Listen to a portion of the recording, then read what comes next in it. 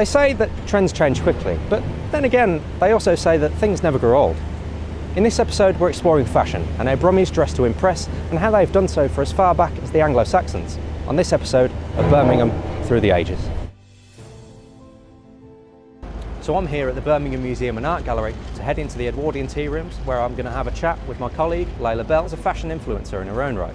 So now we have a lot of online retailers, and there's so many of them that you get tabs on their websites that say new in this week, new in today, and I know so many people that will constantly go onto the website and just click on what's new in today because they want the latest trends. Does that mean that everything that's happened last week and the months before, is that just completely irrelevant now? Or?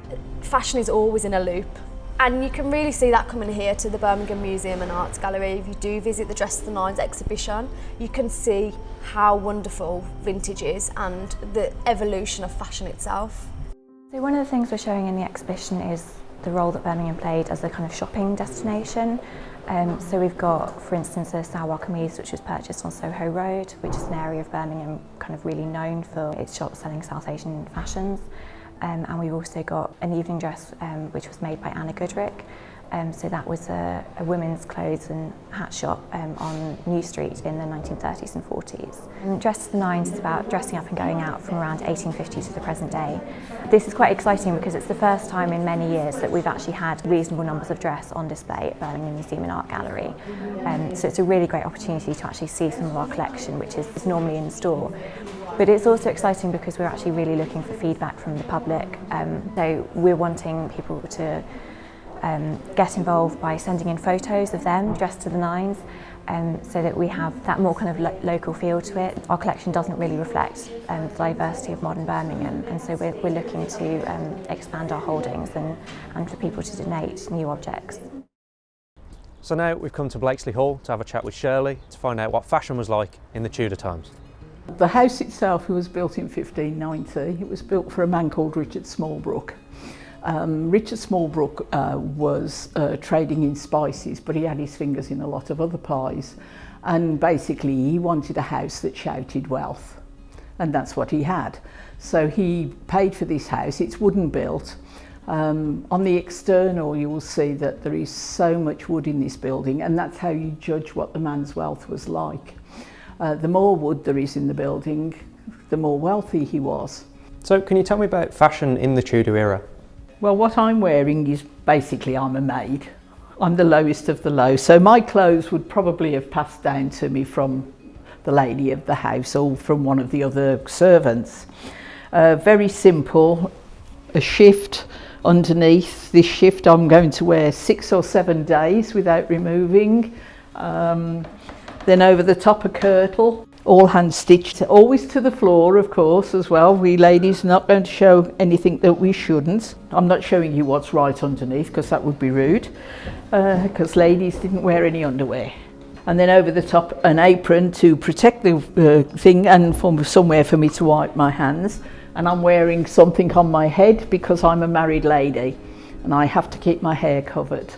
This is my crowning glory. It should only be seen by my husband.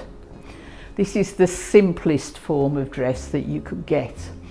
If you are higher up in society, a bit higher than we are, quite often the lady of the house would be wearing something as simple as this. She is going to be working and what have you, but she would have other clothing that she would wear if she was going out somewhere and wanting to impress.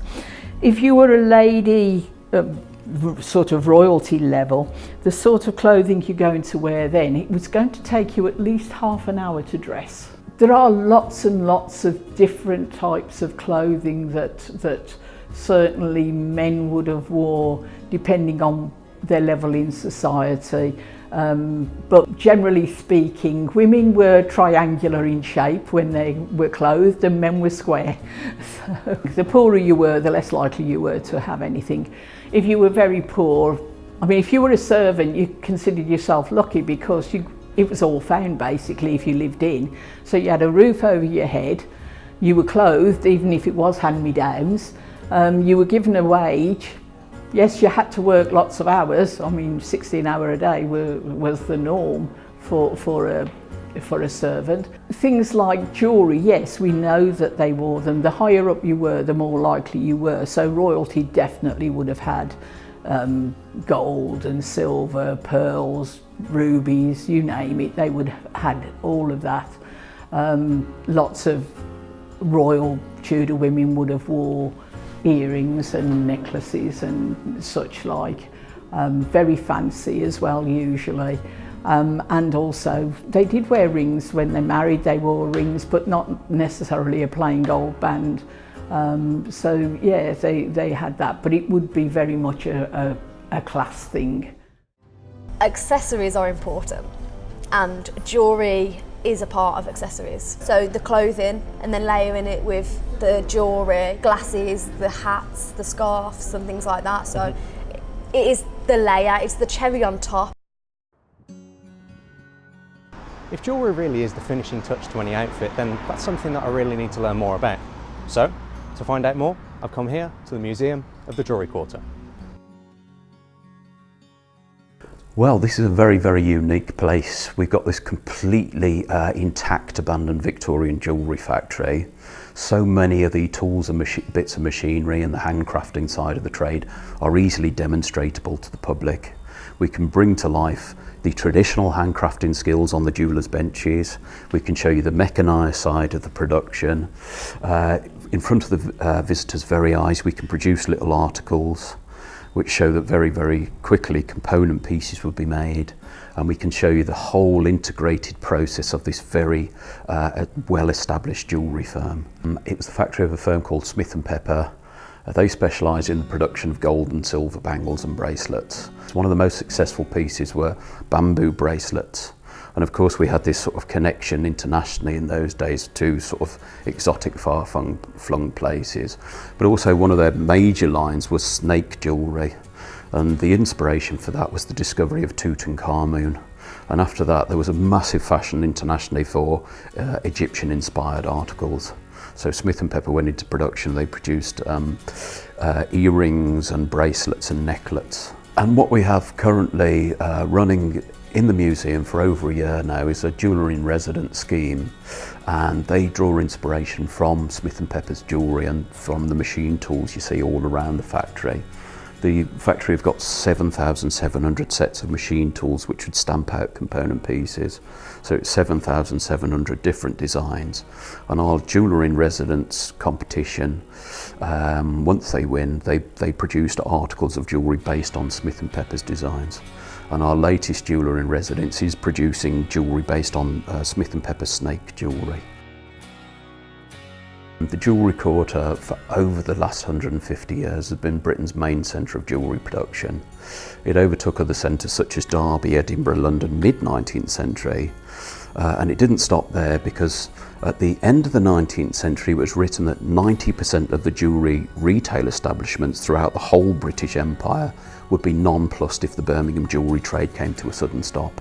It was selling far and wide right the way around the world. And then just before the First World War, for the number of people relying on this trade for a living, it was the largest single centre of precious metal working anywhere in the world. And it's still the largest cluster of manufacturers and retailers in Europe, producing about 40% of Britain's jewellery generally, but most of Britain's gold jewellery is still produced in the quarter. I love it here. It's great to learn about Birmingham in a museum that feels so alive, but we can't really talk about jewellery and ornamentation in the West Midlands without taking the trip to the Staffordshire Hoard. So we have a reconstruction of the helmet pieces within the hoard, which visitors can see. And the exciting thing about that is it is such high status that we believe it would have been worn by a king. So one of the most important things from a fashion point of view is that this isn't jewellery, this is ornamentation. Obviously gold, silver was very popular, garnets were used as decoration, they clearly liked red. And this is high status ornamentation. The ordinary Anglo-Saxon warrior was not wearing pieces as seen in the Staffordshire Hoard. This was making a fashion statement. So that's it for this month's episode of Birmingham Through the Ages. All of the venues that we visited today are part of the Birmingham Museum Group that you can go to and visit yourself. Join us next month for our episode on protest. Power to the people.